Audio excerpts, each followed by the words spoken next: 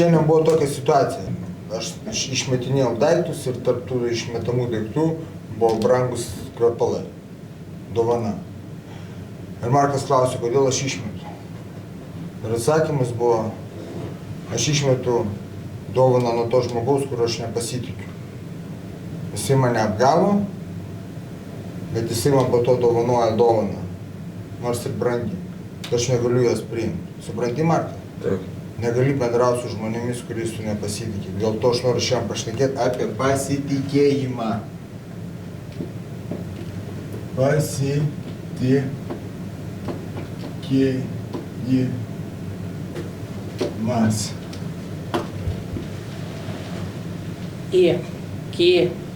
Pasitikėjimas. Ne? Tai dabar žiūrėk.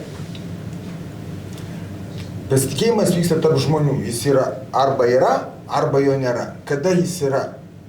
Kaip žinoti, ar yra pasitikėjimas tarp manęs mamos, tarp manęs tavęs? Žinai kada? Kada žodžiai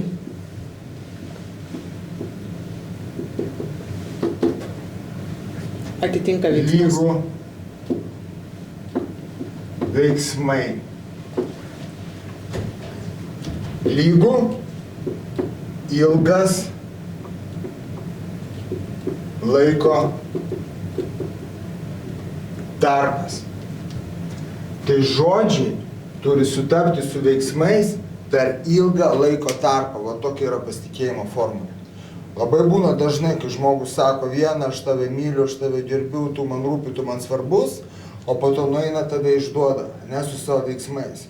Apkalba, apgauna, padaro to kažką negero. Taip? Taip. Būna kiti žmonės, kurie, oi, sako, Markai, aš tave myliu, tu geras ir taip toliau, ne? Ir jų veiksmai tikrai sutampa su tais žodžiais. Gina tave.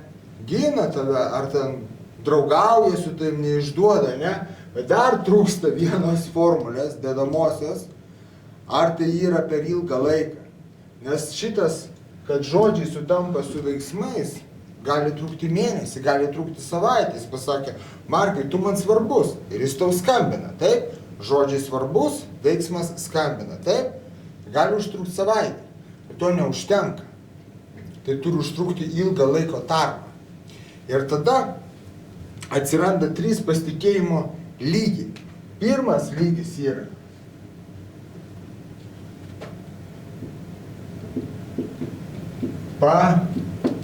pažįstami. Okay? Kas čia yra per žmonės? Su kuriais tu bendrauji, taip? Taip. Bet iki galo nepasitikė. Tai reiškia, bendrauji, pasitikėjimas mažas.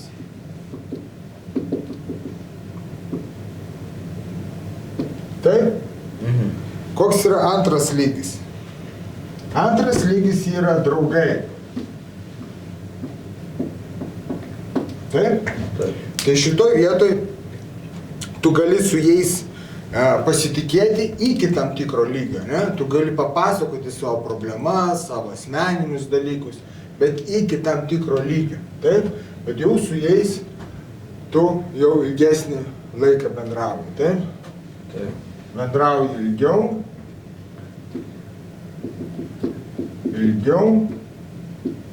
pasitiki daugiau. Ir tada pas tave yra artimi žmonės.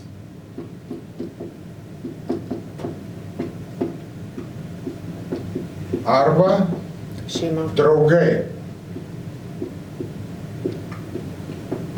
Kur tu pasitiki 100%, kur tu pasakoji visas savo problemas, visas savo baimės, visus savo sunkumus. Su kuriais jau patyrei daugą. Su kuriais patyrė daugą. Tai čia yra šeima ir keli draugai. Jeigu žiūrėt pagal skaičius, taip, tai pažįstamų pas tave gali būti, tavo lygmenį 50. Taip, pažįstamų, taip. Draugų pas tave gali būti 15, 20. Nes daug draugų, taip, turi ten draugų, turi ir ten draugų, turi ir vienom klube, ir treniruoti, ir kitoj treniruoti, ir taip toliau. Dabar pagrindinis klausimas, kaip tu galvoji, kiek pas tavį yra tikrai artimų draugų be šeimos? Kiek? Nu, skaičiau 2. Teisingai. Paprastai čia yra nuo 2 Iki 5 maks. maks iki 5 žmonių. Tai tu turi suprasti, kad pažįstamų pas tave gali būti 50, bet jie tikrai nebus tavo artimi draugai ir artimi žmonės ir pasitikėjimo lygis ten mažas. Draugų pas tave gali būti 15, 20, tu gali su jais leisti laiką, ten kažką pasakot, bendrauti, daugiau atsiskleisti, bet tikrų draugų, kur tu gali jaustis saugiai ir atskleisti visus savo jausmus, baimės ir paslaptis, yra 2 ir 5 maks. Supranti? Dar vienas labai svarbus momentas, artimi tie draugai, tai jiems dažniausiai žodžių nereikia. Jie daro veiksmais. Tau nereikia jiems sakyti, kad tu blogai jauties. Užtenka skambučio, jie jaučia, kad tau blogai yra. Tau nereikia jiems sakyti, kad man reikia pagalbos, jie bus pirmi, kurie atvažiuos tau padėti. Tau iš jų nieko nereikia prašyti, jie visą laiką viską darys veiksmais ilguoju periodu. O pažįstami, jiems reikia žodžių. Jie nori girdėti gražius žodžius, kaip tau gerai sekasi, jie nenori girdėti tavo problemų. Žiūrėk, kodėl tai svarbu? Todėl, kad nepasitikėčiau. Kodėl svarbu nepasitikėti bet kuo? Nes gali išduoti mane. Taip, gali tave išduoti, ne? Šiandien draugas, rytoj priešas.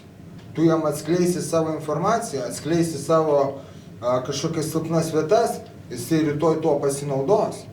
Taip?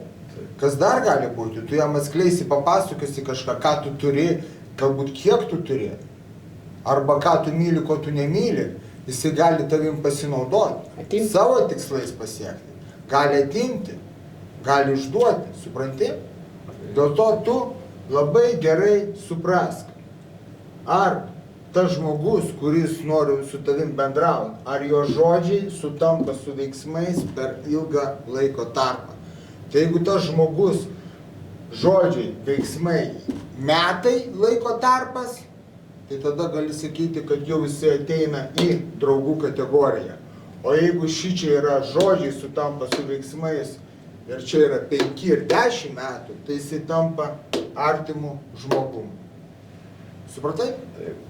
Good. Sutart. Tu supratai? Ką supratai? Supratau, reikia klausyti. Nepasitikėti. Nepasitikėti. Nepasitikėti. Ir reikia turėti artimų draugų, taip? Ja. Gerai.